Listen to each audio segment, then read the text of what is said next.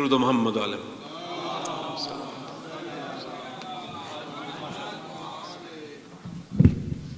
ماشاءاللہ یہ تھے جناب بابر علی صاحب. خواتین حضرات، دو اعلان سماعت فرما لیجئے. ایک اعلان خواتین کی مجلس کے لیے ہے کہ خواتین کی مجلس، دو مجالس اس امام بارگاہ میں سیٹرڈے اور سنڈے سپٹمبر 15 اور 16 شام 4:30 بجے ہوں گی. خواتین سے شرکت کی درخواست کی گئی ہے. ایک اعلان ہے کہ محمدیہ سینٹر کے اہتمام ایک جلوس نکلے گا ووڈ برج ورجینیا میں 16 سپٹمبر کو، سنڈے کے دن 16 سپٹمبر صبح 10 بجے ووڈ برج میں جلوس نکلے گا. اس کا اشتہار یہاں پیچھے لگا ہوا ہے، اس کا آپ ایڈریس دیکھ سکتے ہیں کہ وہ کہاں سے نکلے گا. سنڈے سپٹمبر 16 صبح 10 بجے ووڈ برج میں جلوس نکلے گا. محمدیہ سینٹر کے تمام پہلا جلوس ہے یہ. تمام حضرات سے درخواست ہے کہ اس میں شرکت فرمائیے. صلوات بر محمد و آل محمد.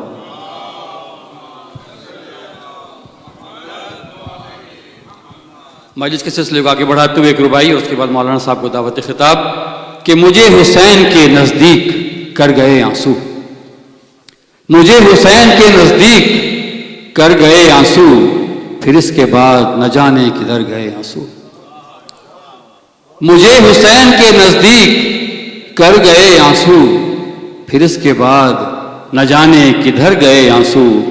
غم حسین کے دامن میں تھے تو زندہ تھے، غم حسین کے دامن میں تھے تو زندہ تھے، غم حسین سے بچھڑے تو مر گئے آنسو، غم حسین سے بچھڑے تو مر گئے آنسو.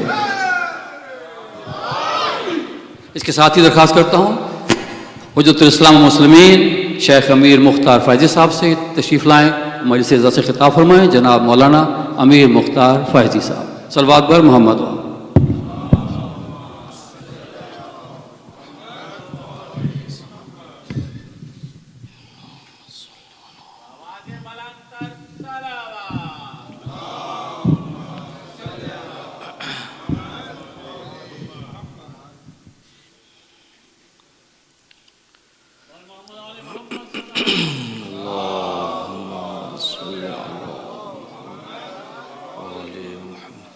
فاتحہ. بسم اللہ الرحمن الرحیم. الحمد للہ الرحمن الرحیم مالک یوم الدین.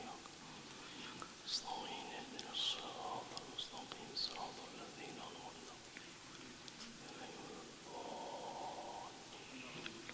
علیہم.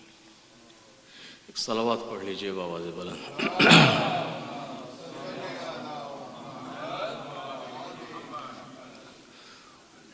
اعوذ باللہ من الشیطان الرجیم. بسم اللہ الرحمن الرحیم.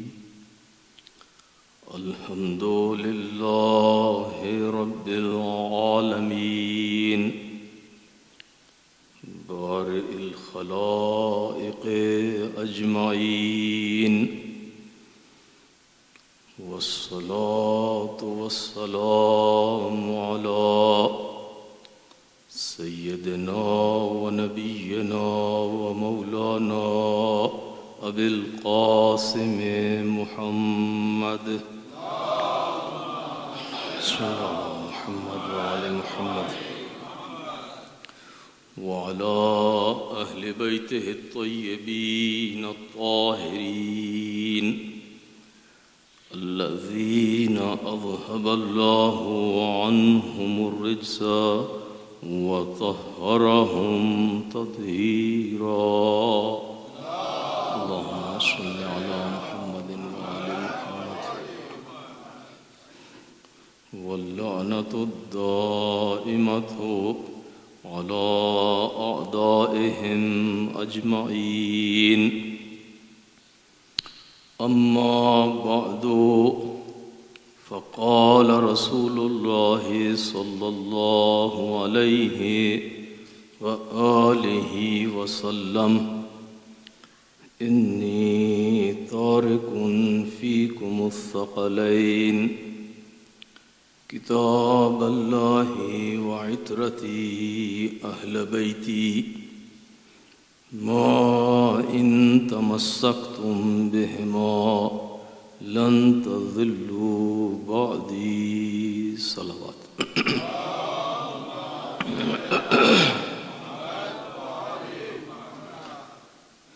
سامعین گرامی قدر، قرآن و اہل بیت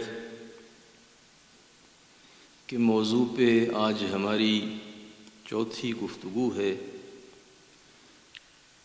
اور حدیث ثقلین کے حوالے سے جو ہماری تمہیدی گفتگو تھی اس کا پہلا مرحلہ آج انشاءاللہ مکمل ہو جائے گا، اور سلسلہ گفتگو کل سے ایک نئے مرحلہ میں داخل ہو جائے گا۔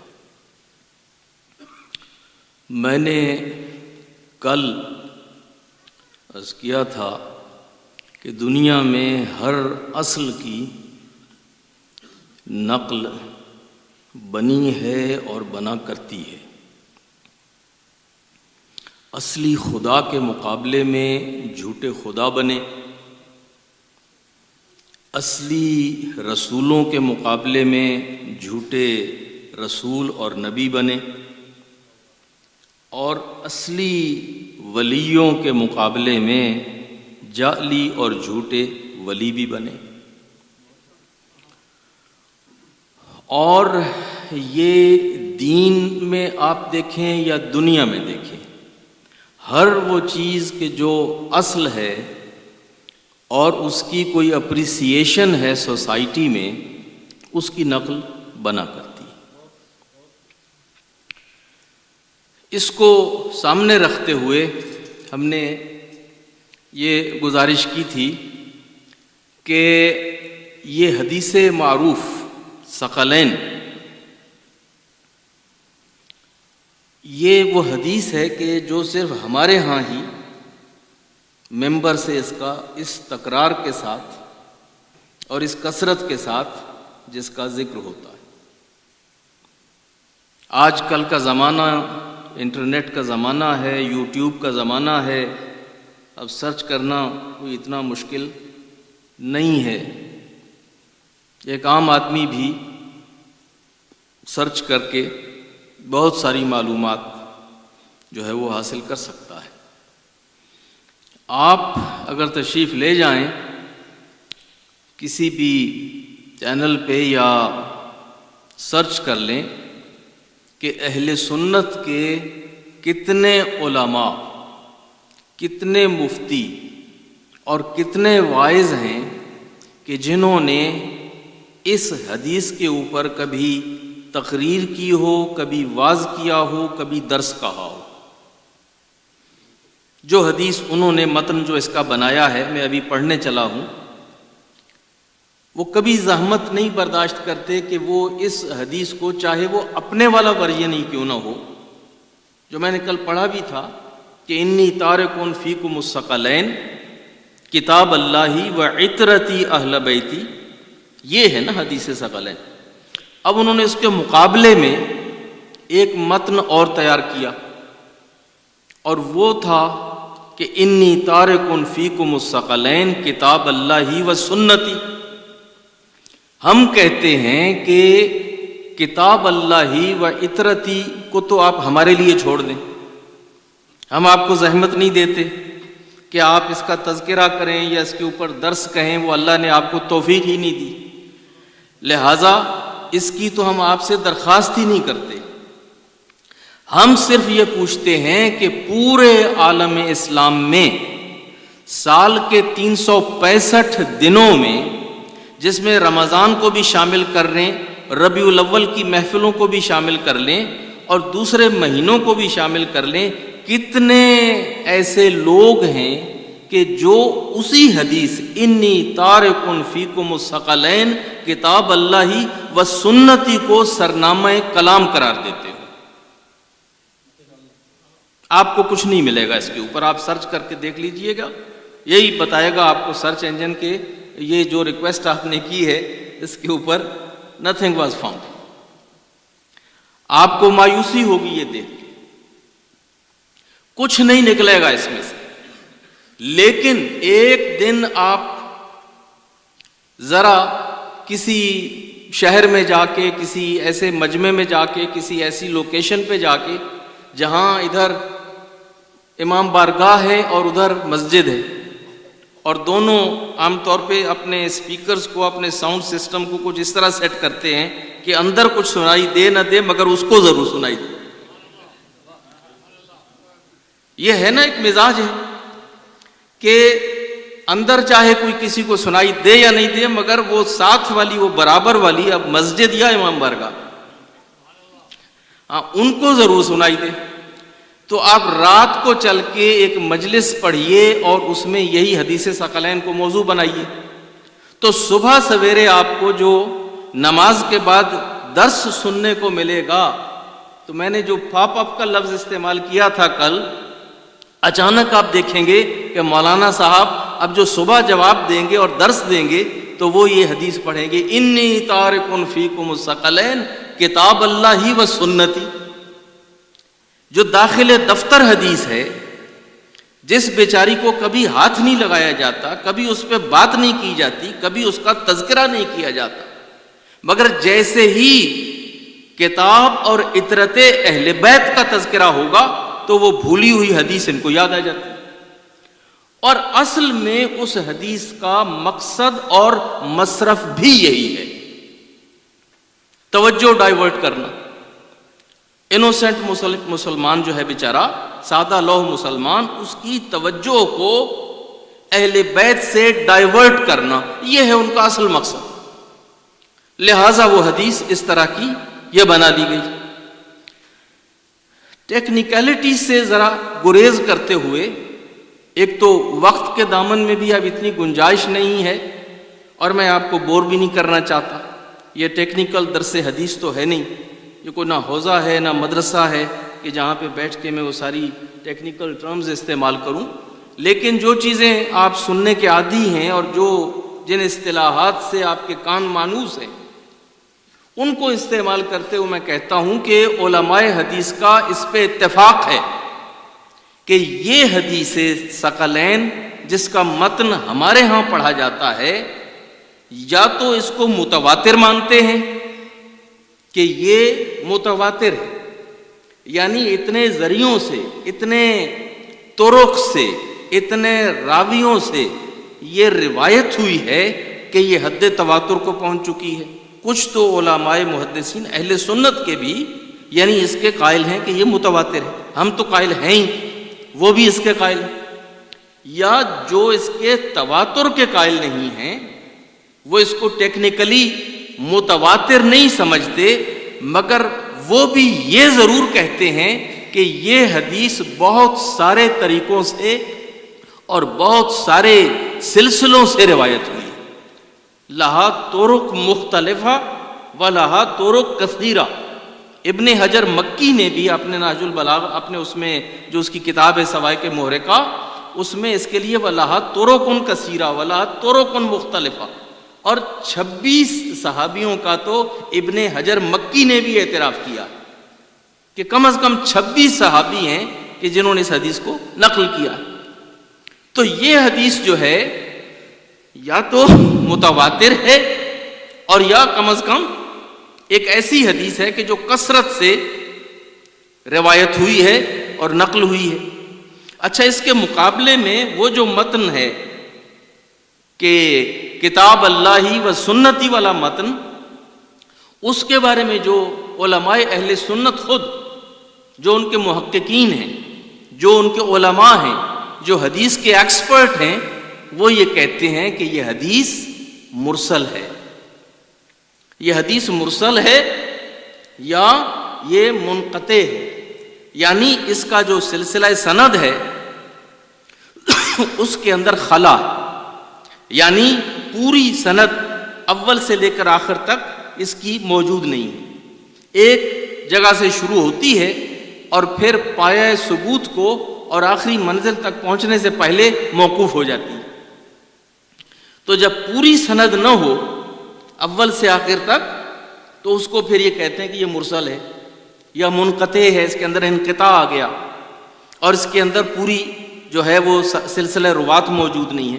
تو ایک تو وہ یہ کہتے ہیں کہ یہ مرسل ہے، اب علم حدیث کی روشنی میں اور اہل سنت کے علم حدیث کی روشنی میں کہہ رہا ہوں. ان کو بڑا ناز بھی ہے کہ ہمارا علم حدیث بڑا ڈیولپڈ ہے، اور اہل سنت کا علم حدیث اور علم رجال اس پہ ان کو بڑا ناز ہے کہ وہ بڑا ڈیولپڈ ہے اور بڑا آرگنائزڈ ہے. اس علم حدیث کے جو قواعد ہیں، جو ضوابط ہیں، جو اس کے اصول ہیں، ان کے مطابق ایک مرسل حدیث کو ایک متواتر حدیث کے مقابلے میں نہیں کھڑا کیا جا سکتا. یعنی ایک حدیث ہے کہ جس کے دونوں پیر ہیں اور وہ زمین پہ لگے ہوئے ہیں، اور ایک لنگڑی اور لولی حدیث ہے. اب اس کو اس کے سامنے کھڑا کر رہے ہیں، جو کہ مریض ہے، جو کہ پوری نہیں ہے، مکمل نہیں ہے، اس کی دونوں پیر بھی نہیں ہیں، زمین پہ بھی نہیں لگے ہوئے. تو آپ ایک صحت مند اور ایک مریض کا مقابلہ کیسے کر سکتے ہیں؟ وہ متواتر ہے اور یہ مرسل ہے. لہٰذا ان دونوں کا آپس میں کوئی موازنہ نہیں ہے، اور یہی رائے ہے اہل سنت کے جو جید اور محقق علماء ہیں، انہوں نے ادھر ادھر اس کے بارے میں کہا ہے. جیسے ہماری کمیونٹی میں آپ علامہ مجلسی کے نام سے واقف ہوں گے یقیناً. ہمارے علماء میں ایک بہت بڑی شخصیت گزری ہے صفوی دور میں اصفہان کے اندر، ایران کے اندر، کہ علامہ محمد باقر المجلسی، کہ جن کا ایک کثیر سلسلہ ہے تصنیف و تالیف کا، جنہوں نے بحار الانوار لکھی، اور اس کے علاوہ ان کی 10-20 کتابیں ہیں کہ جو انہوں نے لکھی ہیں. اور ہمارے ہاں غالباً سب سے زیادہ جس شخص نے لکھا ہے وہ یا تو علامہ مجلسی ہیں یا کم از کم ان میں سے ایک ہیں. اگر کوئی کسی اور نے ان جتنا لکھ لیا ہو تو بہرحال علامہ مجلسی ایک بہت ممتاز شخصیت ہے، اور ہر علم میں اور ہر فن میں ید طولہ رکھتے تھے. اسی طرح کی ایک پرسنالٹی اہل سنت کی دنیا میں بھی ہے.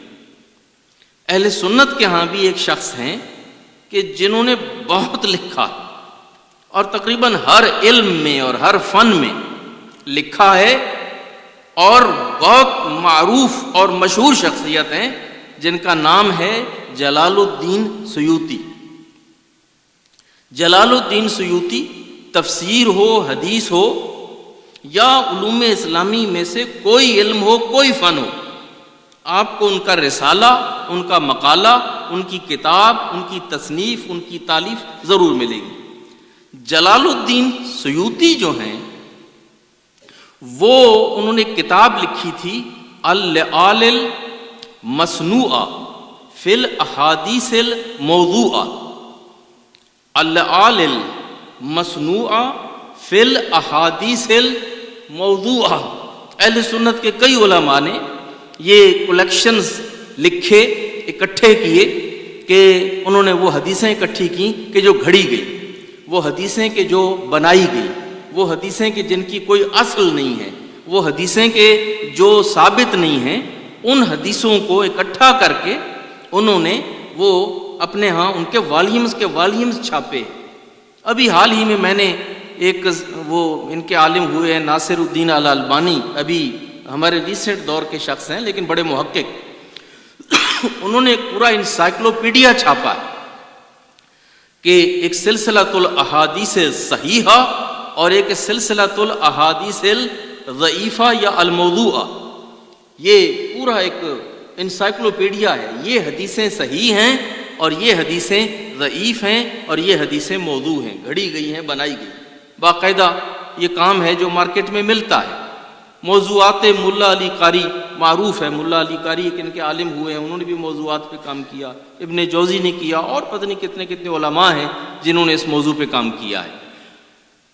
کہنے کا مقصد یہ ہے کہ جلال الدین سیوطی نے اپنی اس کتاب میں فی الاحادیث الموضوعہ میں ایک راوی کا تذکرہ کیا ہے، اور اس راوی کو کہا ہے کہ ہوا کذاب و مفترن، کہ یہ وہ راوی ہے کہ جو کذاب ہے اور افتراء پرداز ہے. کذاب آپ اردو جانتے ہیں، کاذب سے بھی مبالغے کا صیغہ ہے. ایک ہوتا ہے کاذب اور ایک ہوتا ہے کذاب. جیسے مسلمہ کذاب تھا، تو کاذب ہوتا ہے جھوٹا اور کذاب ہوتا ہے بہت جھوٹا، جھوٹوں کا جو کپتان ہوتا ہے اسے کہتے ہیں کذاب۔ تو اب جلال الدین سیوطی صاحب نے اپنی اس کتاب میں لکھا ہے کہ یہ جو حدیث ہے نا، یہ کتاب اللہ و سنتی کا جو سٹار راوی ہے اس کا نام ہے شریک بن عبداللہ یا شریک بن عبداللہ، دو طرح سے تلفظ ہوا ہے، شریک بن عبداللہ یا شریک بن عبداللہ، یہ اس کا سٹار راوی ہے اس حدیث کا، اور وہ اس کے بارے میں لکھتے ہیں کہ وہ ہوا کذاب و مفتری، یہ شخص جس نے نبی کی یہ حدیث روایت کی ہے وہ جھوٹوں کا کپتان ہے اور افتراء پرداز ہے، پیغمبر پہ اس نے تہمتیں لگائی اور تہمتیں باندھی۔ جس شخص کی یہ بیک گراؤنڈ ہو ان کی اپنی کتابوں میں، اور جلال الدین سیوطی جیسا عالم اس کے بارے میں لکھ دے کہ وہ کذاب ہے اور مفترے، تو بتائیے اس کی حدیث کی کیا ویلیو رہے گی؟ نہ صرف یہ ہے کہ مرسل ہے، نہ صرف یہ ہے کہ منقطع ہے، بلکہ اس کے راویوں میں شریک بن عبداللہ یا شریک بن عبداللہ یہ راوی ہے، اور معاف کیجئے گا مجھے اشتباہ ہوا، شریک یہ شریک نہیں، اس کا نام کثیر ہے، کثیر بن عبداللہ، کثیر بن عبداللہ ہے، اور یہ کثیر اور ابن کثیر نے بہت کثرت کے ساتھ گول کھلائے ہوئے ہیں۔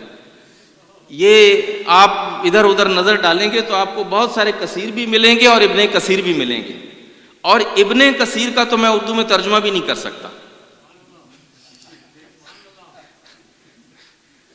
عام طور پہ آدمی، مطلب آپ کسی آدمی کے بارے میں کوئی یہ کہہ دے کہ ابن کثیر اور پھر اس کا ترجمہ کر دے کہ اس میں بہت سارے لوگوں کا حصہ ہے، تو پھر اللہ معاف کرے، ایک صلوات پڑھیے بآواز بلند۔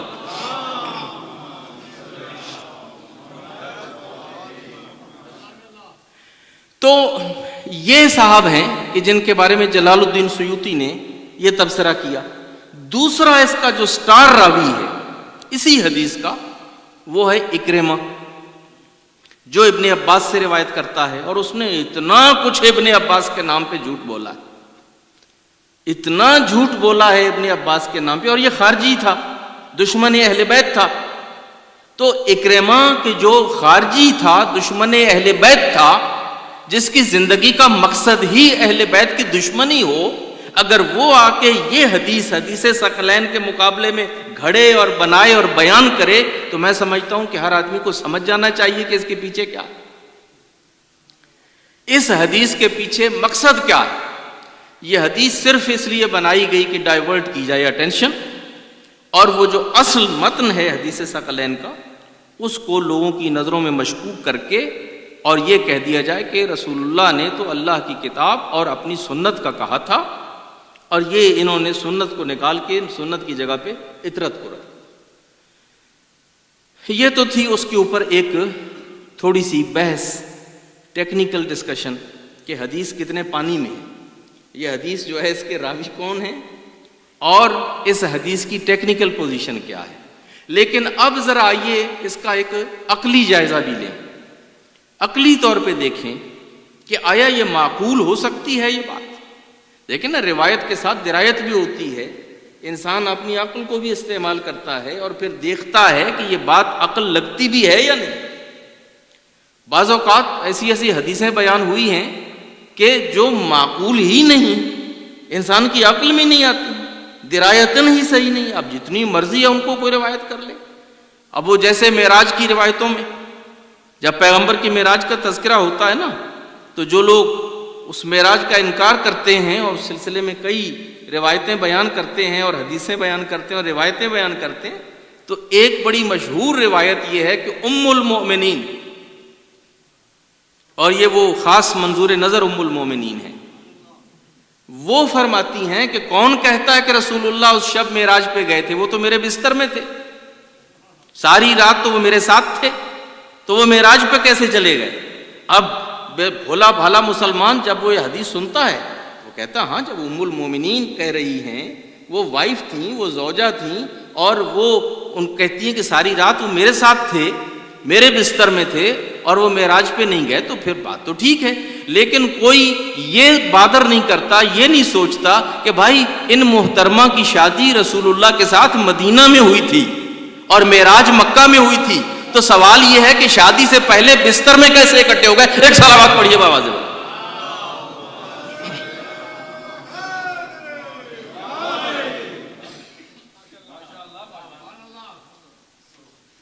شادی مدینہ میں ہو رہی ہے، رخصتی مدینہ میں ہو رہی ہے، معراج مکہ میں ہو رہی ہے، اور رسول اللہ معراج پہ نہیں گئے، اس لیے نہیں گئے کہ ساری رات میرے بستر میں تھے۔ لا حول ولا قوت الا باللہ۔ یعنی لیکن یہ ہے، یہ گل کھلائے گئے ہیں۔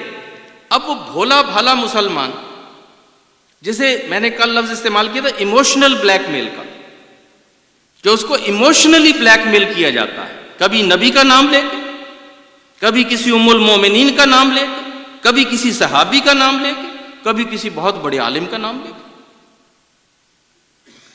اور وہ آدمی بیچارہ مجبور ہو جاتا ہے، کہتا ہاں اگر ایسا ہے تو پھر ایسا ہی ہوگا۔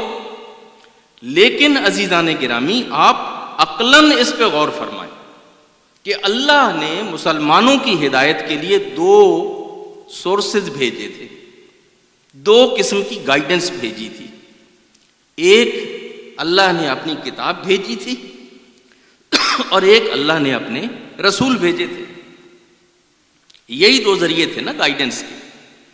اللہ نے اپنی کتاب بھیجی اور کتاب کا معلم بنا کے اپنے رسول کو بھیجا تھا۔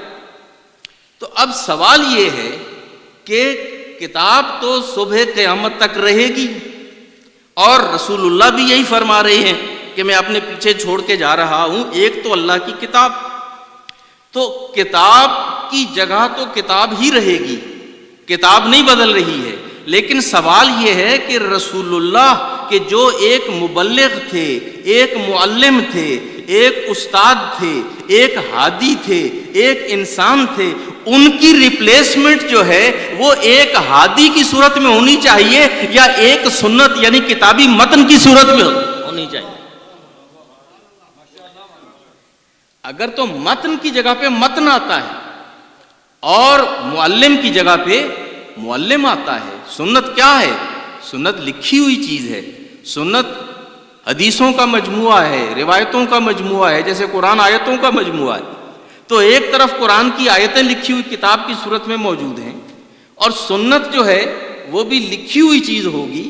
تو یہ لکھی ہوئی چیز، قرآن بھی لکھا ہوا، سنت بھی لکھی ہوئی، اگر سمجھنے میں کسی کو کوئی مشکل پیش آ گئی، دونوں کے درمیان کوئی الجھن نظر آئی، تو کیا یہ متن دونوں فیصلہ کریں گے یا کوئی ہادی اور معلم ہوگا جو آیت پڑھ کے اور روایت پڑھ کے آپ کو وضاحت سے بتائے گا کہ خدا کی منشا کیا ہے؟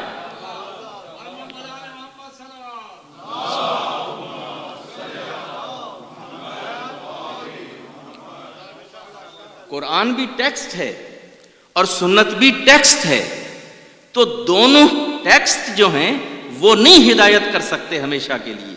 ایک ٹیکسٹ ہوگا اور ایک ٹیکسٹ کو انٹرپریٹ کرنے والا ہوگا، ایک ٹیکسٹ ہوگا، ایک ٹیکسٹ کو انٹرپریٹ کرنے والا ہوگا۔ تو ٹیکسٹ قرآن ہے اور اس کو انٹرپریٹ کرنے والی اطرت اہل بیت ہے، اور اطرت اہل بیت نے اس کو انٹرپریٹ کر کے دیا ہے۔ عزیزان گرامی، اگر بات یہ ہو کہ صرف قرآن چھوڑا ہے اور قرآن کے ساتھ سنت چھوڑی ہے، تو سوال یہ ہے کہ قرآن تو لکھنے کا فیصلہ کر لیا گیا، قرآن پڑھا بھی جاتا تھا، پڑھایا بھی جاتا تھا، لکھا بھی جاتا تھا اور لکھ بھی لیا گیا۔ سوال یہ ہے کہ پھر وہ ڈسکریمنیشن کیوں کیا گیا؟ اس وقت خلافت اول کے زمانے سے خلافت دوسری ثانیہ کے زمانے سے عمر بن عبد العزیز کے زمانے تک 100 سال تک قرآن تو لکھا جاتا رہا، مگر سنت کے لکھنے پہ پابندی تھی۔ تو کیا اگر یہ سنت رسول چھوڑ کے گئے ہوتے اپنے بات انٹرپریٹ کرنے کے لیے، تو جیسے ایک طرف قرآن لکھا جاتا تھا، دوسری طرف سنت کو بھی لکھا جاتا۔ قرآن کو لکھنا اور سنت کے لکھنے پہ پابندی لگانا بتاتا ہے کہ خود حکومت بھی اس متن حدیث کو تسلیم نہیں کرتی تھی۔ خود حکومت کا عمل یہ بتا رہا ہے کہ وہ بھی اس حدیث کے متن کو تسلیم نہیں کر رہا، اس لیے کہ اگر وہ سورس ہوتا تو پھر اس کو بھی لکھا جاتا، پھر اس کی بھی تعلیم ہوتی، اس کے بھی اوپر آزادی ہوتی۔ مگر آپ کو معلوم ہوگا کہ حدیث کے لکھنے پہ حدیث کے بیان کرنے پہ پابندی تھی، اور یہ پابندی جو وفات رسول سے شروع ہوئی، یہ پابندی عمر بن عبد العزیز کے زمانے تک رہی، لگ بھگ 100 سال حدیث کے لکھنے پہ پابندی، سنت کے لکھنے پڑھنے بیان کرنے پہ پابندی تھی۔ اب ظاہر علماء نے اس کی بہت ساری وجوہات بیان کی ہیں، ان میں سے ایک بڑی وجہ یہ تھی کہ سنت اور حدیث پہ اس لیے پابندی تھی کہ حدیث میں بہت بڑا ذخیرہ حدیثوں کا وہ تھا کہ جو ان حکمرانوں کی جو من مانیاں تھیں وہ ان کا راستہ روکتا تھا۔ وہ ان حکمرانوں، قرآن کی تو انٹرپریٹیشن آسانی سے کی جا سکتی ہے، قرآن کی آیتیں ہیں، ان کا عمومی بیان ہوتا ہے، اور آیات احکام ہیں بھی لمیٹڈ، تو قرآن کی من مانی تفسیر اور تعویل کرنا آسان ہے، اور پھر اس کے بعد یہ حکمران اپنی مرضی سے قانون بناتے تھے۔ لیکن سنت رسول اور حدیث رسول جو ہے وہ پھر ان کا راستہ روک لیتی تھی۔ ادھر یہ کوئی کام کرتے تھے، ادھر سے کوئی شخص آیا، اس نے کہا میں نے تو دیکھا رسول اللہ نے یہ فرمایا تھا، میں نے تو دیکھا رسول اللہ نے یہ کیا تھا۔ جب 1 2 4 آدمی نے آ کے رسول کی حدیث سنائی اور ان کو بتایا کہ آپ ایسا مت کریں اس لیے کہ رسول کا عمل یہ تھا، انہوں نے حدیث کے اوپر ہی پابندی لگا دی، انہوں نے حدیثوں کے اوپر ہی پابندی لگا دی، کہا حدیث رسول کی تھی مگر ہم خود، اور یہ عام آدمی اس بات کو نہیں سمجھتا، عام آدمی کے علم میں نہیں۔ دیکھیے ہم شیعوں کا یہ اصول ہے کہ ہم صاف صاف کہتے ہیں، ہم صاف بولتے ہیں، ہم کہتے ہیں دیکھیے ہم اللہ کی کتاب کو مانتے ہیں، اللہ کے رسول کو مانتے ہیں، اور ان کے اہل بیت کی ہر بات کو نص سمجھ کے، معصوم کی بات سمجھ کے تسلیم کرتے ہیں اور اس کے پابند ہیں، وہ حجت خدا ہے، اللہ کی طرف سے ہادی ہیں، اور جو کہتے ہیں ہم اس کو من و ان تسلیم کرتے ہیں۔ یہ ہے ہماری پوزیشن۔ مقابلے میں جن لوگوں سے ہمارا واسطہ ہے وہ صاف لفظوں میں یہ کہتے نہیں ہیں، وہ کہتے کتاب و سنت ہیں، کتاب و سنت، کتاب و سنت، کتاب و سنت، لیکن عملی طور پہ سنت سے زیادہ سنت خلفاء کے پابند ہیں، اور جو کچھ کسی خلیفے نے کیا اس کو اس کے پابند ہیں، اس کو مسترد نہیں کرتے ہیں، اس کے ساتھ آرگیومنٹ نہیں کرتے ہیں، جو اس نے کیا وہ متن اسلام بن جاتا ہے، جو خلیفہ نے حکم دیا، جو خلیفہ نے عمل کیا وہ اسلام میں قانون کا حصہ بنتا رہا۔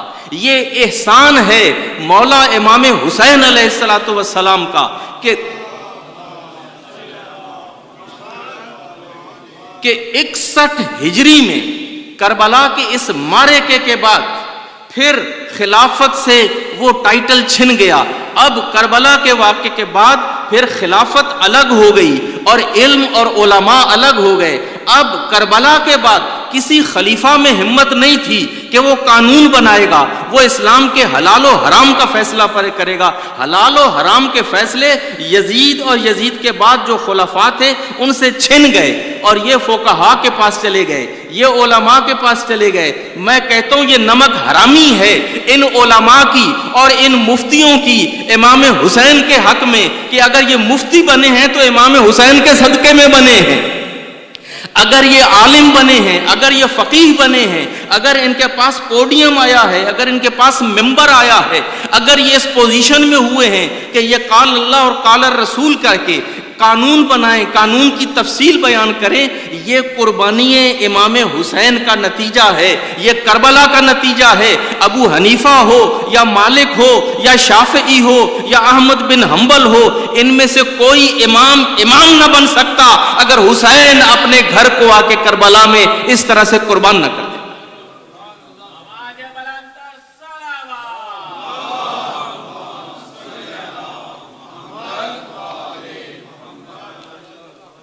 یہ علماء بیچتے ہی کیا تھے، ان کی حیثیت ہی کیا تھی؟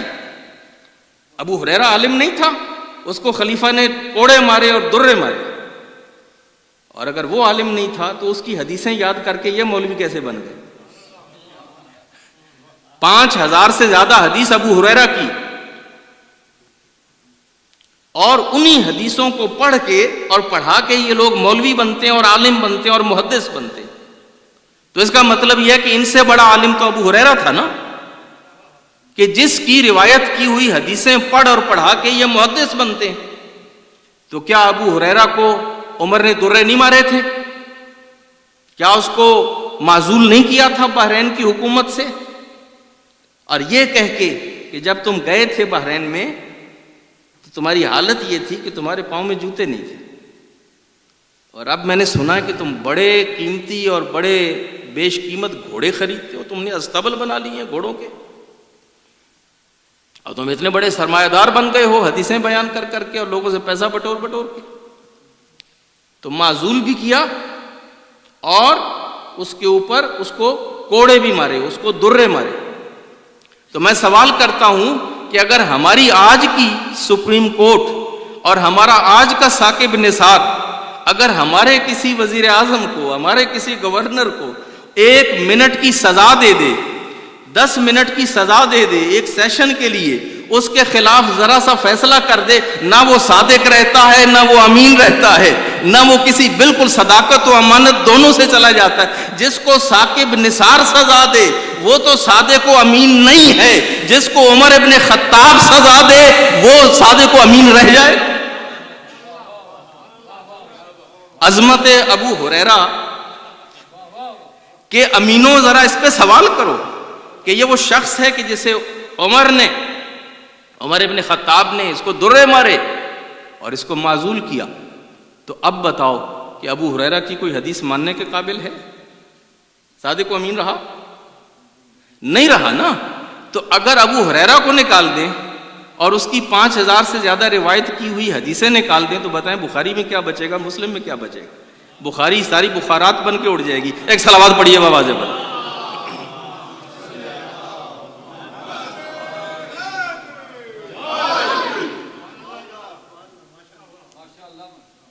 پانچ 5000 سے زیادہ حدیثیں روایت جو کی ہیں ابو ہریرہ صاحب نے، اگر وہ ساری نکل جائیں تو پیچھے بخاری میں کیا بچا اور مسلم میں کیا بچا؟ اور وہ اس لیے نکل جانی چاہیے کہ یہ وہ شخص ہے کہ جس کو آپ کے لحاظ میں، آپ کے خیال میں، آپ کے معیار کے مطابق جو اتنا عادل تھا، جو اتنا عدالت پرور تھا، جو اتنا زیادہ عدالت کرتا تھا، اس نے اس کے خلاف فیصلہ بھی کیا، اس کو معزول بھی کیا اور اس کو درے بھی. تو یہ معیار ہے حدیث کا عزیزان گرامی، کہ جو حدیث آئی وہ بنا لی اور اس کو روایت شروع کر دیا. تو انٹرپریٹیشن کے لیے متن کو اس کو متن نہیں انٹرپریٹ کرتا. متن کو انٹرپریٹ کرنے کے لیے ایک جیتے جاگتے انسان کی ضرورت ہے. ایک جیتے جاگتے انسان کی ضرورت ہے کہ جو اس کو انٹرپریٹ کرے اور لوگوں کو اس کی تعلیم دے. ورنہ اللہ کو کیا ضرورت تھی نبی بھیجنے کی؟ اللہ کو کیا ضرورت تھی نبیوں کو پتھر پڑوانے کی اور ہجرتیں کروانے کی اور شہادتیں دلوانے کی اور یہ جتنے جان جوکھوں میں ڈال کے اور مصائب برداشت کیے ہیں انبیاء نے؟ ضرورت کیا تھی؟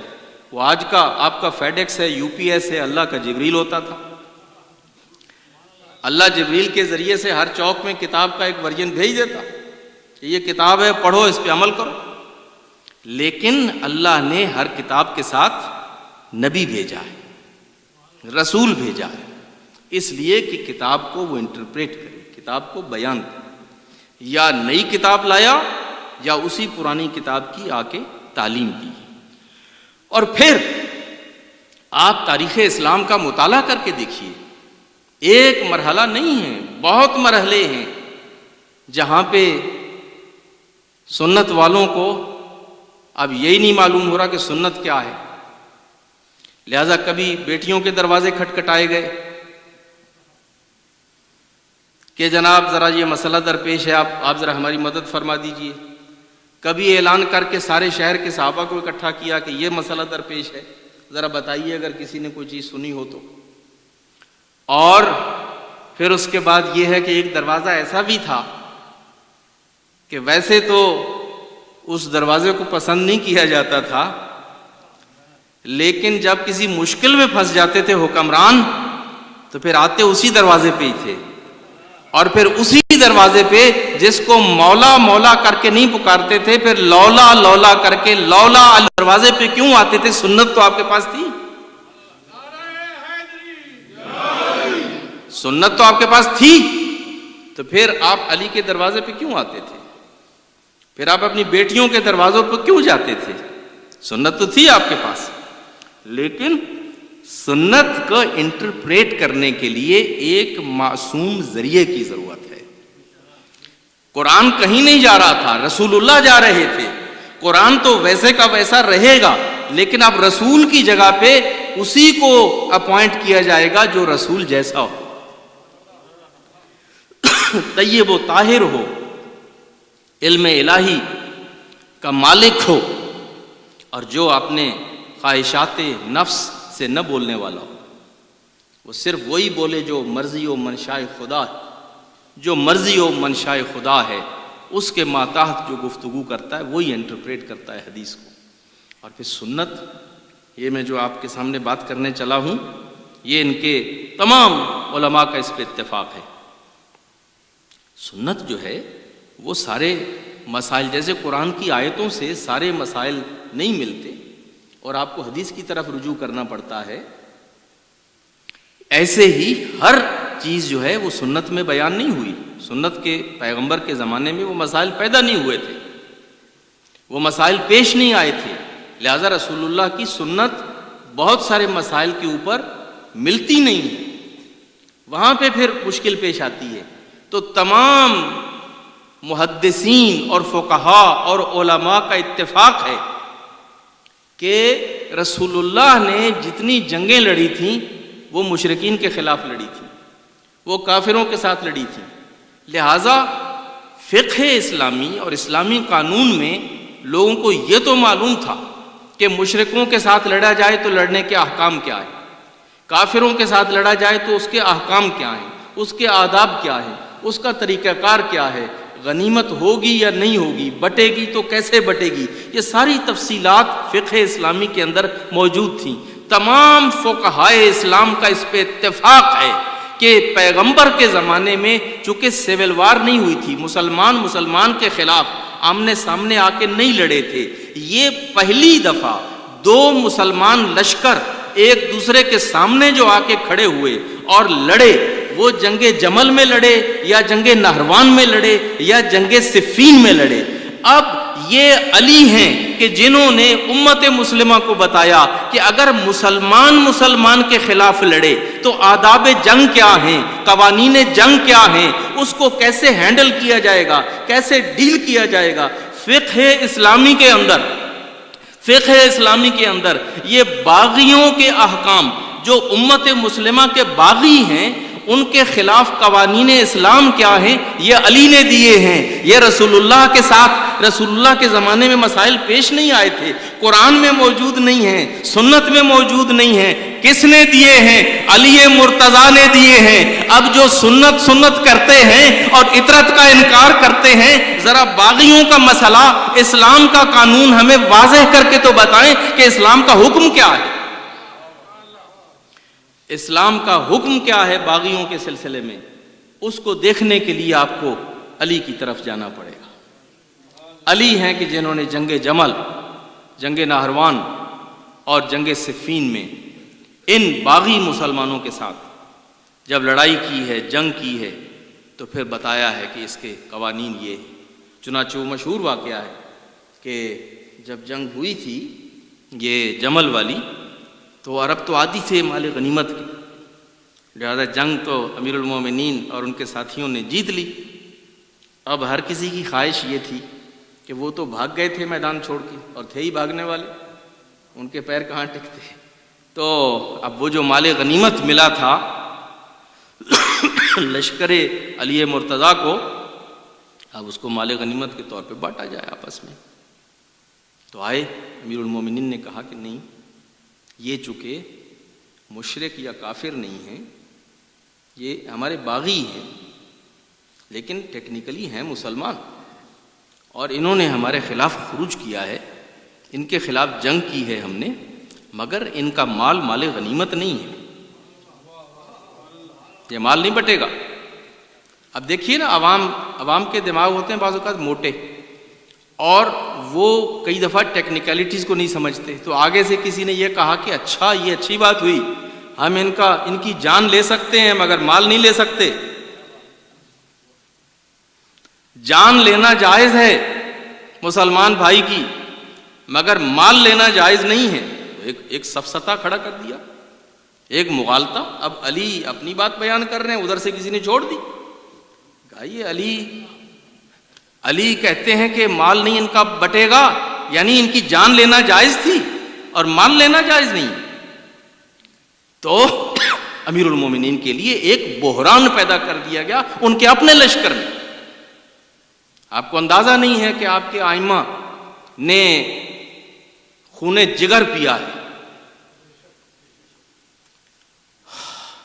اور کتنے مشکل حالات کا سامنا ائمہ نے اپنے لشکریوں اور اپنے آس پاس والے لوگوں سے کتنے صدمے سہے.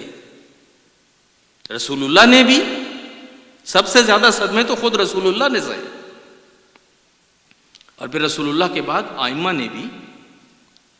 یہ نہ سمجھیں کہ آج جیسے ہمارا عقیدہ ہے ائمہ کے بارے میں کہ آنکھیں بند کر کے جو امام کہیں گے بس ہم ان کے پیچھے ہو لیں گے، ہاتھ چومیں گے مولا کے پسینے پہ اپنا خون، اللہ کرے ایسا ہی ہو. لیکن عزیزو یہ تو جب وقت آتا ہے تو پتہ چلتا ہے. 11 اماموں کو تو یہ ایسے شیعہ ملے نہیں سوائے امام حسین کو وہ جو 72 ملے تھے، باقی تو کسی امام کو ایسے شیعہ ملے نہیں. تو اب آج کیا ہوگا یہ آج کا تو اللہ ہی جانتا. لیکن امام کے لیے ایک کرائسس پیدا ہو گئے امام کے اپنے کیمپ. لوگ چاہتے ہیں کہ مال بٹے اور مولا چاہتے ہیں کہ یہ مال نہیں بٹے. بحث ہوئی اور آرگیومنٹ ہوئے. تو پھر اب دیکھیے یہ بھی علی کا کمال ہے کہ یہ باب و مدینۃ العلم ہیں اور یہ مشکل کشا ہیں. اور یہ جو مشکل کشا کہا جاتا ہے انہی نسبتوں سے کہا جاتا ہے کہ کوئی مشکل ایسی نہیں ہے کہ جس کو علی نے حل نہ کیا. کوئی مشکل ایسی نہیں ہے جس کو علی نے حل نہ کیا ہو. لہذا جب امیر المومنین نے دیکھا کہ بات ان کو سمجھ میں نہیں آ رہی تو پھر امیر المومنین نے ایک سوال کر دیا. جواب دینے کی بجائے اب ایک سوال کیا. کہا چلے ٹھیک ہے، آپ کہتے ہیں نا مال بٹنا چاہیے، اسیر بھی بٹنے چاہیے اور مال بھی بٹنا چاہیے. تو ہمارے اسیروں میں ایک اسیر جو ہیں وہ ام المومنین عائشہ بھی ہیں. اب آپ بتائیں، ہاتھ کھڑا کریں کہ ان کو اپنی لونڈی کے طور پہ کون لے گا؟ بس یہ سوال آنا تھا کہ اب ہر آدمی جو ہے اس نے اپنے ہاتھ اپنی جیب میں ڈال لیے. ہاتھ کون کھڑا کرے؟ ام المومنین کو، عائشہ کو ہم اپنی کنیز بنائیں، اپنی لونڈی کے طور پہ اپنے گھر لے جائیں؟ ایسا تو نہیں ہو سکتا. تو کہا پھر جو میں کہہ رہا ہوں اس کو مان لو، جو میں کہہ رہا ہوں اس کو مانو کہ یہ جنگ وہ جنگ نہیں ہے، یہ بدر سے مختلف جنگ ہے، یہ احد اور خیبر اور خندق سے مختلف جنگ ہے.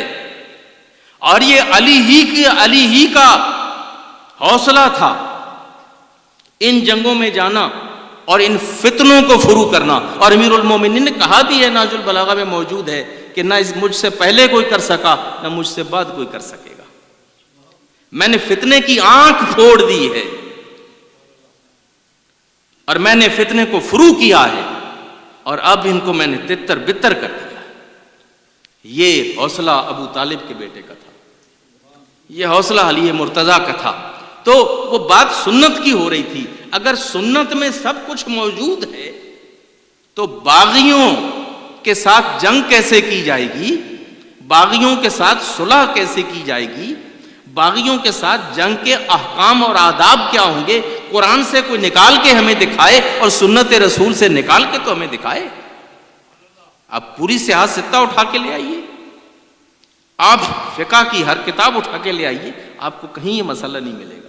اس مسئلے کو اگر بیان کیا ہے تو اطرت نے بیان کیا ہے، سنت نے بیان نہیں کیا ہے. ایک صلوات پڑھیے بابا.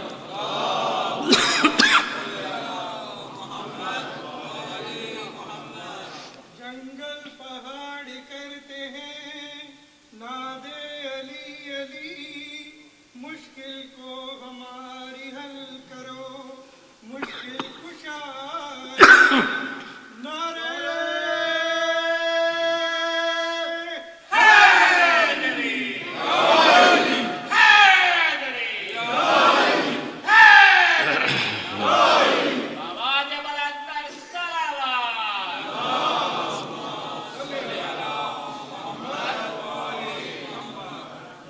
بہرحال عزیزان گرامی، یہ چند ایک معروضات تھیں اس حدیث کے حوالے سے کہ ہر اصل کی نقل اور اس کی کاپی بنائی گئی اور بنائی جاتی ہے۔ قرآن پہ تو بس نہیں چلا ان کا، لیکن حدیث کے اوپر خوب ہاتھ صاف کیا گیا ہے، اور اتنی حدیث بنائی گئی ہے کہ وہ آپ شمار نہیں کر سکتے۔ خود ان کو اپنی یہ کتابیں لکھنی پڑیں، الموضوعات الموضوعات الموضوعات۔ موضوع عربی میں کہتے ہیں گھڑی ہوئی کو، بنائی ہوئی کو، یعنی خود ان کو اس کے والیم تیار کرنا پڑے۔ یہ حالت ہوئی۔ آج یہ چونکہ ایام عزا ہیں، ایک حدیث آپ کو اور ایک مسئلہ آپ کو اور بھی سننے کو بہت ملے گا۔ میں نے اس کا تذکرہ شاید کل پرسوں یوں ہی برسبیل تذکرہ کیا تھا، اور وہ ہے یہ عاشورہ کے روزے کا۔ اس کے لیے بھی حدیث ہے کہ، اور اس پہ بڑی تاکید کی جاتی ہے۔ محرم کا مہینہ آتا جاتا ہے تو فوراً ہر طرف سے یہ تبلیغات شروع ہو جاتی ہیں کہ جی محرم آ رہا ہے، اور اس سال تو ہم نے ضرور 10ویں کا روزہ رکھنا ہے، عاشورے کا روزہ رکھنا ہے، عاشورے کا روزہ نہ چھوٹنے پائے۔ بھائی عاشورے کا روزہ کہاں سے آ گیا؟ عاشورے کا روزہ کہاں سے لے لیا تم نے؟ کہا کہ اس کے اوپر حدیث ہے کہ جناب وہ ایسا ہوا کہ رسول اللہ جب ہجرت کر کے تشریف لائے مکہ سے مدینہ، تو جب مدینہ میں داخل ہوئے تو اس دن مدینہ کے یہودیوں نے روزہ رکھا ہوا تھا۔ تو رسول اللہ نے پوچھا کہ بھائی یہ کون سا روزہ ہے؟ ظاہر ہے یہودی بھی آئے تھے استقبال کے لیے۔ اب پیغمبر اکرم جب شہر میں آ رہے ہیں، اور اوس و خزرج اور مدینے کی سب سے بڑی نیوز یہی تھی، اور وہ جب ان کا استقبال ہو رہا ہے، مسلمان استقبال کر رہے ہیں، مہاجر ساتھ میں ہیں، انصار پہلے سے موجود ہیں، اور یہ اتنا بڑا ایونٹ ہے، تو اس میں ظاہر یہود بھی شریک ہوئے۔ وہ شہر کے ڈگنیٹریز تھے، شہر کے بڑے باخبر لوگ تھے، موورز اور شیکرز تھے۔ تو کہیں دوران گفتگو پیغمبر کو اندازہ ہو گیا کہ انہوں نے روزہ رکھا ہوا، تو سوال کیا گیا کہ یہ روزہ کاہے کا روزہ؟ تو بتایا گیا کہ یہودی شکرانے کا ایک روزہ رکھتے ہیں کہ یہ جس دن اللہ نے حضرت موسیٰ اور بنی اسرائیل کو فرعون سے نجات دی، اور فرعون اور اس کا لشکر دریا میں ڈوب گیا، اور حضرت موسیٰ بنی اسرائیل کو لے کے دریا سے نکل گئے، تو اس کے شکرانے میں یہود یہ عاشورہ کا روزہ رکھتے ہیں۔ اب یہ حدیث بیان کی جاتی ہے تو رسول اللہ نے کہا کہ اگر میرے بھائی موسیٰ نے روزہ رکھا ہے تو یہودیوں سے زیادہ تو پھر یہ ہمارا کام بنتا ہے کہ موسیٰ کی لیگیسی کے وارث ہم ہیں۔ یہ تو خواہ مخواہ کے مدعی بنے ہوئے ہیں، اصل میں تو موسیٰ کے وارث ہم ہیں۔ تو اگر موسیٰ نے روزہ رکھا تھا تو پھر ہم بھی روزہ رکھیں گے، ہر سال یہی عاشورہ کا روزہ رکھیں گے۔ تو کہا کہ یا رسول اللہ پھر ایسا نہیں ہوگا کہ ہم یہودیوں کی پیروی کر رہے ہیں، جو کام یہودی کرتے ہیں وہی کام ہم بھی کریں گے۔ اسے کہتے ہیں تشبہ بالکفار، کہ کافروں کے سا کام پھر ہم بھی کریں گے۔ تو رسول اللہ نے کہا کہ نہیں، اس شباہت کو دور کرنے کے لیے ایسا ہے کہ یہ ایک روزہ رکھتے ہیں، ہم 2 روزے رکھیں گے، ہم 9ویں اور 10ویں کے 2 دن کا روزہ رکھیں گے، اور اگر 9ویں اور 10ویں کو نہیں رکھ سکیں گے تو ہم 10ویں اور 11ویں کو روزہ رکھیں گے۔ اب اس طرح سے یہ بنا کے باقاعدہ پیش کی جاتی ہے۔ آپ انٹرنیٹ پہ چلے جائیے، آپ یہ محرم کے دنوں میں ادھر ادھر درس سنیے گا، لیکچر سنیے گا، ان کی تقریریں سنیے گا، ہر جگہ سے آپ کو یہی ہوگا کہ عاشورہ عاشورہ عاشورہ، عاشورے کا روزہ۔ اب سوال یہ ہے کہ آپ اسی حدیث کو ذرا اس پہ توجہ فرمائیں کہ یہ حدیث کہاں سے آئی، کیسے بن گئی، اس کے راوی کون ہے، یہ اسلامک لٹریچر میں کہاں سے آئی، اور اس کا مقصد کیا ہے۔ یہ ان کو یکا یک عاشورے کے دن روزہ رکھنے کہ اتنی زیادہ فکر کیوں پڑ جاتی.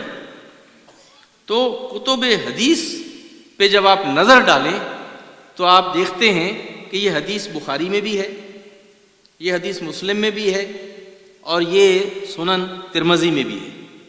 کم از کم ان 6 میں سے جو ان کی 3 کتابیں ہیں ان کے اندر یہ عاشورے کا روزہ اور اس کی یہ تفصیل موجود ہے. راوی کون ہیں اس کے؟ چونکہ اب اگر ہم نے ان کی مٹھی کھولنی ہے اور معلوم کرنا ہے کہ اس کے اندر چھپایا ہوا کیا ہے تو پھر ہمیں تھوڑا سا محنت کرنا پڑے گی.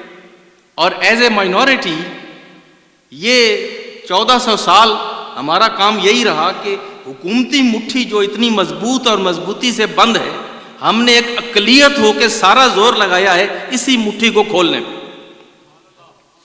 کہ یہ مٹھی کسی طرح سے کھولے، تشت از بام ہوں حقائق اور لوگوں کو پتہ چلے کہ حقائق کیا ہے. تو اس حدیث کے جو راوی بیان کیے جاتے ہیں وہ ہیں 4 لوگ ہیں کہ جو یہ جو روزہ عاشورہ ہے اس کے جو حکم بیان کرتے ہیں وہ بیان کرتے ہیں. ایک صلوات پڑھیے بابا جی. شکریہ، جزاکم اللہ. تو 4 راویوں میں سے پہلے راوی ہیں اس کے ابن عباس کہ جی ابن عباس سے روایت کرتے ہیں. جو سلسلہ روات ہے اس حدیث کا اس میں ایک ابن عباس ہے.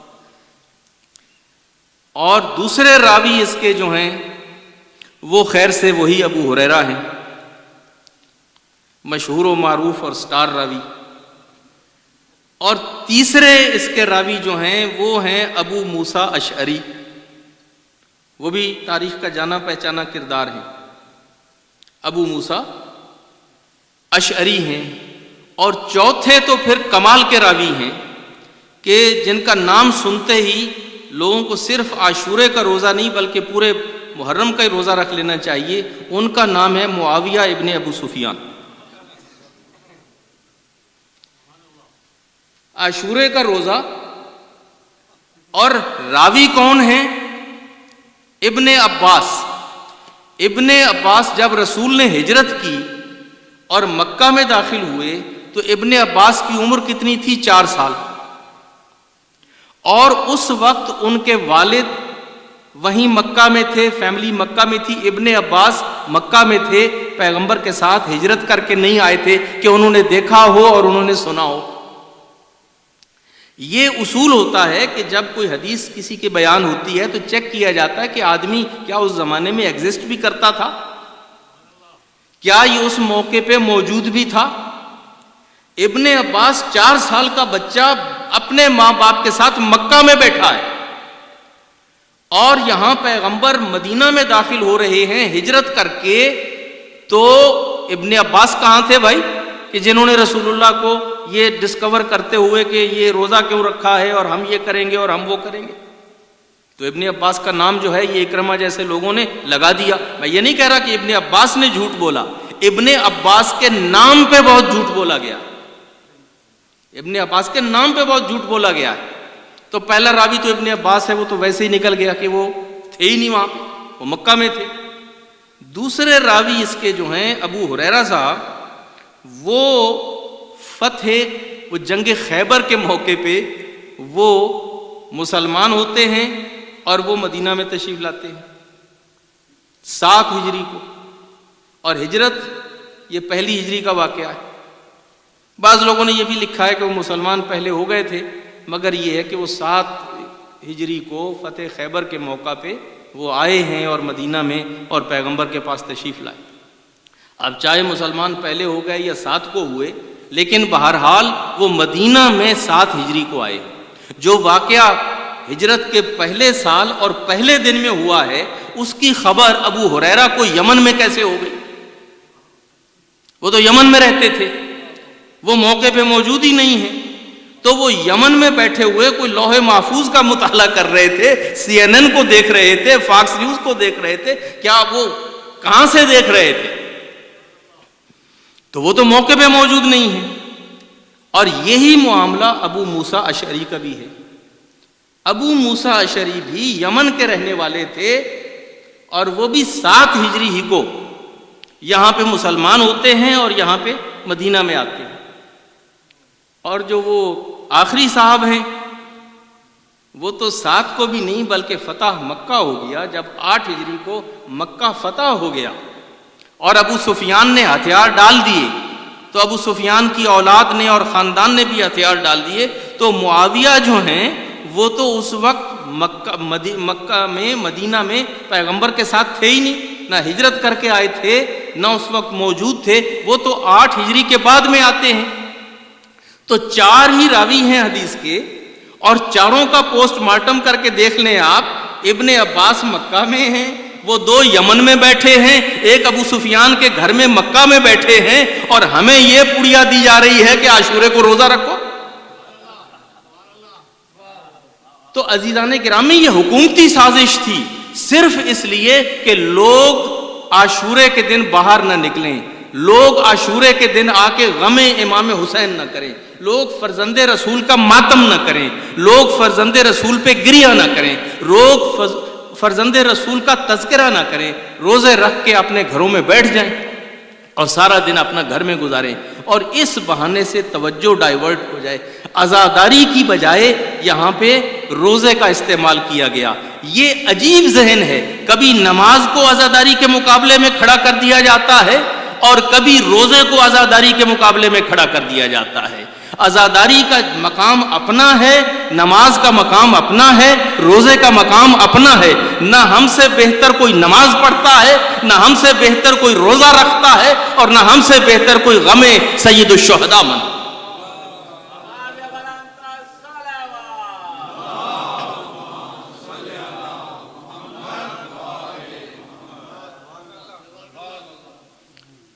نماز کا حکم اپنی جگہ پہ ہے, روزہ کا حکم اپنی جگہ پہ ہے, اور عزاداری سید الشہداء. سب سے پہلے عزادار خود سید الانبیاء ہے. سب سے پہلے گریہ اس مظلوم پہ کس نے کیا ہے؟ رسول رحمت نے کیا ہے.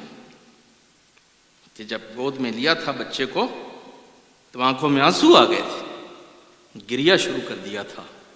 فاطمہ زہرا کہتی ہے بابا کیا آپ کو خوشی نہیں ہوئی؟ آپ کی گود میں آپ کا نواسا دیا گیا ہے اور آپ نے گریہ شروع کر دیا. کہا بیٹے مجھ سے زیادہ خوشی کس کو ہوگی, لیکن میری نسل تو اسی سے چلنے والی ہے. لیکن بیٹے ابھی جبریل آیا تھا اور جبریل نے آ کے مجھے یہ بتایا. تو عزیزان گرامی سب سے پہلے جس نے آنسو بہائے اور جس نے گریہ کیا وہ رسول رحمت تھے. اور پھر اس کے بعد یہ سلسلہ جو ہے اتنا تعارف کروایا حسین کا, اتنا تعارف کروایا کہ حکومتوں نے زور لگا لیا, جو مرضی کوشش کر لی. لیکن عزیزو, اہل بیت ان شخصیات کا نام ہے کہ جن کے مقام کو یہ حکومت کا جھوٹا پراپیگنڈا کبھی بھی چھپا نہیں سکا. جن لوگوں کے پاس چشم بصیرت ہے, جن کے پاس دل کی آنکھیں, جن کا ضمیر زندہ, جو حریت کے بندے, جو آزاد مرد ہیں, وہ ہمیشہ اہل بیت کو پہچان لیتے ہیں. وہ حکومتی پراپیگنڈے کو بھی پہچان لیتے ہیں. اور تو اور آج چونکہ مجھے جناب حر کی شہادت پڑھنی ہے, میں آپ کے سامنے وہ واقعہ بیان کرتا ہوں کہ دیکھیے اور کون تھے. یزیدی لشکر کے سردار تھے, یزیدی لشکر کے سردار تھے. راستہ بھی روکا تھا نا راستہ. لیکن جب نماز پڑھنے کے بعد مولا گھوڑے پہ سوار ہوئے تھے اور مولا چلنا چاہتے تھے تو حر نے آ کے گھوڑے کی لگام کو پکڑ لیا تھا. کہا تھا کہ یا حسین میں آپ کو یہاں سے آگے کہیں نہیں جانے دوں گا, اس لیے کہ میری ڈیوٹی یہی ہے کہ میں آپ کو یہاں سے گرفتار کر کے کوفہ لے جاؤں. تو جب آپس میں گفتگو ہوئی, ذرا گرما گرمی ہوئی, تو روایتیں یہ بتاتی ہیں کہ مولا امام حسین نے اس نے کہا کہ سکلت کا امک, اے حر تیری ماں تیرے ماتم میں بیٹھے, میرے گھوڑے کی لگام کو چھوڑ دے. تیری ماں تیرے ماتم میں بیٹھے اور میرے گھوڑے کی لگام کو چھوڑ دے. تاریخوں میں ملتا ہے جب حر نے یہ سنا نا, سردار تھا, 1000 کا لشکر بھی پاس تھا. اس نے کہا اگر دنیا کا کوئی بھی آدمی میری ماں کا نام لیتا تو میں اس کو ترکی بترکی جواب دیتا, میں بھی اس کی ماں کا نام اپنی زبان پہ لاتا. لیکن حسین میری مجبوری یہ ہے کہ میں آپ کی ماں کا نام نہیں لے سکتا. حسین آپ نے میری ماں کا نام لیا, کوئی اور ہوتا میں اس کی ماں کا نام لیتا, اس کو جواب دیتا, مگر میری مجبوری یہ ہے کہ میں آپ کی ماں کا نام نہیں لے سکتا. میں سمجھتا ہوں یہی حر کی نیکی اور یہی جذبہ اس کے کام آ گیا. یہی جذبہ, ایک جملہ, ایک لمحہ ہوتا ہے نا قبولیت کا. خدا کو وہ احترام فاطمہ زہرا جس کا اظہار حر نے کیا تھا, خدا نے حر کو سیو کر دیا, اس آتش جہنم سے اس کو نکال دیا. اور ابھی اس کا تذکرہ ہوگا, لیکن اس سے پہلے ایک واقعہ ہے وہ میں بیان کرنا چاہتا ہوں کہ حر کے لشکر نے جب راستہ روک لیا تھا نا مولا کا, اور وہ نماز کا وقت تھا, تو مولا نے دیکھا کہ اس کا لشکر پیاسا ہے اور سب ہلکان ہیں پیاس سے. وہ خود بھی پیاسے تھے, ان کے گھوڑے بھی پیاسے تھے. مولا نے حکم دیا ابو الفضل العباس, میرے اکبر, جاؤ جتنا بھی پانی ہے وہ لاؤ, یہ پیاسے ہیں, ان کو پانی پلا دو, ان کو پانی پلا دو, ان کے گھوڑوں کو بھی پانی پلا دو. روایتوں میں ملتا ہے کہ جب کسی گھوڑے کو پانی پلایا جا رہا تھا تو مولا نے کہا کہ گھوڑا ایک ہی مرتبہ جی بھر کے پانی نہیں پیتا, وہ پانی اس کے سامنے رکھا رہے, چونکہ گھوڑا 2-3 دفعہ آگے پیچھے ہو کے پانی پیتا ہے. میک شور کہ یہ سیراب ہو, یہ گھوڑے یہ پیاسے ہیں اور یہ پیاسے نہ رہیں, ان کو سیراب ہو. اسی عالم میں روایت یہ بتاتی ہے کہ ایک شخص روایت کرتا ہے کہ میں بہت پیاسا تھا اور مجھے پانی کی طلب تھی, میں نے پانی طلب کیا, مجھے پانی کا ایک مشکیزہ, چھوٹے چھوٹے مشکیزے ہوتے تھے, ایک مشکیزہ دیا گیا. میں اتنا پیاسا تھا کہ میں نے ہڑبڑا کے اس کو جب کھولا اور پانی پینا چاہا تو وہ پانی زمین پہ گر گیا اور میں پانی نہ پی سکا. پھر مولا دور بیٹھے تھے, اشارہ کیا کہ اس کو دوسرا مشکیزہ دے دو. مجھے ایک مشکیزہ اور دیا گیا, وہ پانی جب آیا میں نے کھول کے پینا چاہا مگر پانی سارا نیچے گر گیا. میں اتنا زیادہ پیاسا تھا, پیاس سے ہلکان تھا کہ میں پھر ڈھنگ سے پانی پی نہ سکا. جب دوسری مرتبہ بھی میں پانی نہ پی سکا نا اور مشکیزے کا پانی گر گیا تو ایک بزرگوار کرسی پہ بیٹھے تھے, وہ اٹھے اور وہ خود آئے. انہوں نے کہا تو بہت پیاسا ہے, تو خود سے پانی نہیں پی سکتا, میں مشکیزے کو پکڑتا ہوں, تم اپنے ہاتھ کھولو, میں پانی ڈالتا ہوں تمہارے ہاتھ میں اور تم آرام سے پانی پیو. انہوں نے مشکیزے کو کھولا, میرے ہاتھوں پہ پانی ڈالا اور یوں میں نے پانی پیا. جب پی چکا نا تو کہا کہ اور پینا چاہتے ہو تو اور پیو, آج پانی جی بھر کے پی لو. جب مجھے انہوں نے کہا میں نے پانی پیا, وہ بزرگ جب گئے نا تو میرے ساتھ اب جو جان میں جان آئی تو میں نے جو میرے ساتھ میں بیٹھا تھا بغل میں اس سے پوچھا کہ یہ بزرگوار کون ہے کہ جنہوں نے آ کے اس طرح مجھے آ کے اتنی محبت سے اور شفقت سے پانی پلایا ہے. کہا کیا تو نہیں ان کو پہچانتا؟ کہا نہیں میں نہیں پہچانتا. کہا یہی تو حسین ابن علی ہیں, یہی تو حسین ابن علی ہیں جنہوں نے آ کے اپنے ہاتھ سے تمہیں سیراب کیا ہے اور تمہیں پانی پلایا ہے. عزیزوں, آج جو حر کے گھوڑوں کو پانی پلا رہا ہے اور حر کے لشکریوں کو پانی پلا رہا ہے, عاشورہ کے دن اپنے پیاسے بچے کو اپنے ہاتھوں پہ اٹھا کے کھڑا ہوگا. اے امت نابکار, کیا پانی کا ایک گھونٹ رباب کے 6 مہینے کے بچے کو مل سکتا؟ اور حسین اس غیرت مند انسان کا نام ہے کہ مجال ہے کہ حسین کے منہ پہ یہ بات آئی ہو کہ کل تم پیاسے تھے میں نے تمہیں پانی پلایا تھا, کل تم پیاسے تھے میں نے پانی پلایا تھا. عزیزو, اس طرح سے حسین نے لشکر حر کو پانی پلایا, ان کو بھی ان کے گھوڑوں کو بھی. خیر اس کے بعد شدے امام کربلا میں پہنچے. حر ساتھ ہے. حر کو جب حکم ہوا کہ آپ یہاں پر ان کو گھوڑوں سے اتار دو اور ان کے خیمے یہیں لگنے چاہیے. یہ ہور تھا کہ جس نے مجبور کیا مولا کو کربلا میں اترنے کے لیے. محرم کی پہلی گزری، دوسری گزری، تیسری گزری، چوتھی گزری، روزانہ فوجوں پہ فوجوں کا اضافہ ہو رہا ہے. ہر روز نئے دستے، نئی فوج آ رہی ہے عمر سعد کے پاس، اور حسین بس وہی گنتی کے چند لوگ ہیں جن کے ساتھ کربلا کے ریگستان میں رسول کا یہ بیٹا غیروں میں گھرا ہوا، محصور، محاصرے میں وہاں بیٹھا ہوا ہے.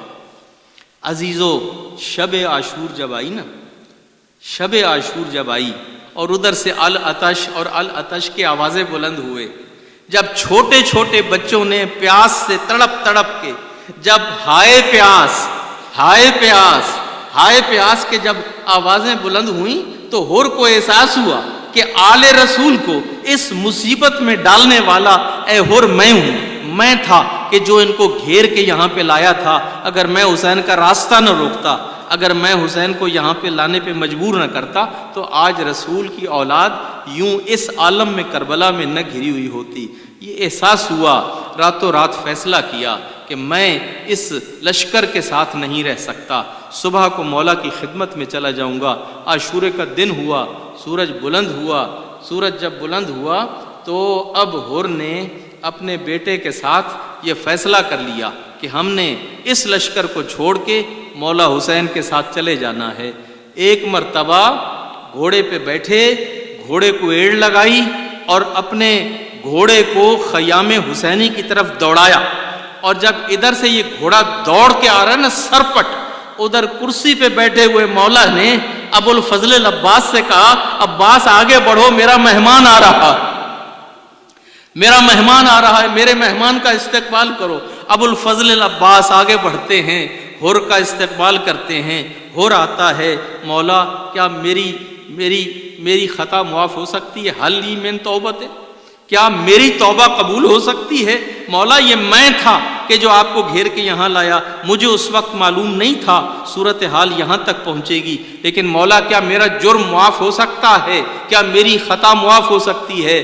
کہا ہور ہاں خطا معاف ہو سکتی ہے، اللہ بہت معاف کرنے والا ہے، تیری خطا معاف ہو جائے گی. میرے بھائی گھوڑے سے اترا، ایک مرتبہ بھائی کہہ کے اس کو گھوڑے سے اترنے کا کہا. یہ خبر کہیں خیمے تک پہنچ گئی کہ کوئی مولا حسین کو جوائن کرنے کے لیے، کوئی تو مولا حسین کا ساتھ دینے کے لیے آیا ہے. عزادارو، ہمارے اساتذہ یہ بیان کرتے تھے کہ جب یہ خبر پہنچی ہے نا ثانی زہرا تک، ایک مرتبہ یہ خبر جب ان تک پہنچتی ہے تو شاید انہوں نے بھیجا ہو خادمہ کو، کہ خادمہ نے آ کے جب کہا کہ ہور بھائی ایسے وقت میں آئے ہو کہ اب ہم تمہیں پانی کا ایک گلاس بھی پیش نہیں کر سکتے، تم مہمان ہو ہمارے، ہم اہل بیت رسول ہیں مگر ہم تمہاری کوئی خاطر نہیں کر سکتے.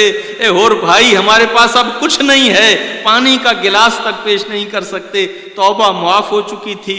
ہور کہنے لگے کہ مولا بجائے اس کے کہ میں گھوڑے سے اتروں، آپ مجھے اجازت دے دیں، میں چل کے نابکاروں کے ساتھ جہاد کرتا ہوں، میں ان کو سمجھاؤں گا اگر یہ سمجھ سکے تو، ورنہ میں آپ کی طرف سے پہلا شہید ہونا چاہتا ہوں.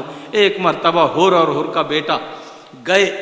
ہور نے اپنے بیٹے کو پہلے میدان میں بھیجا، کہا میں پہلے یہ چاہتا ہوں کہ میری زندگی میں تو شہید ہو، میری آنکھوں کے سامنے تو شہید ہو، کہیں ایسا نہ ہو کہ میری شہادت کے بعد تو پلٹ جائے، میں میک شور کرنا چاہتا ہوں میری زندگی میں تو شہید ہو.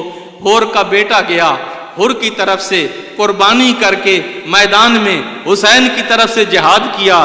ایک مرتبہ وہ بچہ جب زخمی ہو کے گرا ہے نا، اور ہور گئے ہیں دوڑ کے اپنے بچے کی لاش کو اٹھانے کے لیے، ابھی ہور اپنے بیٹے کی لاش تک نہیں پہنچے تھے کہ پیچھے سے کریم نانا کا کریم نواسا حسین ابن علی پہنچ گیا. ہور بھائی کبھی کسی باپ نے بھی اپنے جوان بیٹے کا لاشا اٹھایا کہ جو آج تو اٹھائے گا کبھی کسی بوڑھے باپ نے اپنے جوان بیٹے کا لاشا اٹھایا ہے؟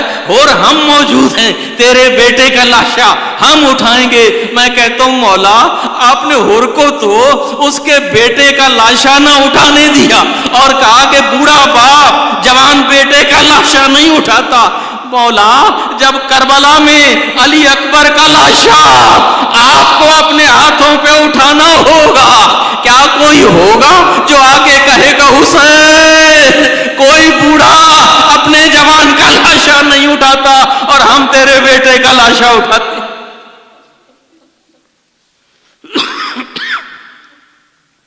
لعنت اللہ علی قوم الظالمین وسیعلم الذین ظلموا ای منقلب ینقلبون۔ پروردگار ہماری اس قلیل سی عبادت کو قبول و منظور فرما، بانیان مجلس اور جتنے بھی مومنین و مومنات مجلس میں حاضر ہوئے ہیں، پروردگار سب کی دعاؤں کو مستجاب فرما، حاجات کو پورا فرما، مشکلات کو برطرف فرما، مرحومین کی مغفرت فرما، موجودین کو صحت کاملہ عطا فرما اور سلطان عادل کا جلد ظہور فرما۔ ماتم حسین۔